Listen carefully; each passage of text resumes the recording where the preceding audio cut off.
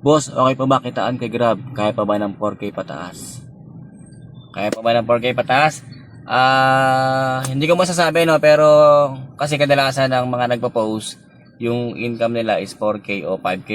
Pero depende kasi sa isang driver. Kung yung driver masipag magmaneho o masipag bumiyahe, talagang kakayanin. Pero sa totoo lang, hindi yun araw-araw. Hindi araw-araw kaya mo maka 4K. Pinakamataas na nga 3.5 eh. 14 hours pa yon. So, yun lang. Kung papasok kayo ng Grab o kung papasok kayo ng anong uri ng TNBS, pag-isipan nyo mabuti, no? Hindi porket meron kayo nakikitang post na malalaki yung kita nila, papasok na rin kayo. Hindi ganun kadali. So, sinasabi ko na hindi kaya ng 4K a day na sunod-sunod, no? Yung 4K siguro, kaya mong kunin nyo ng Thursday, Friday, Saturday. Pero hindi siya kaya ng sunod-sunod na araw. So, yun lang. Pag-isipan nyo mabuti, no?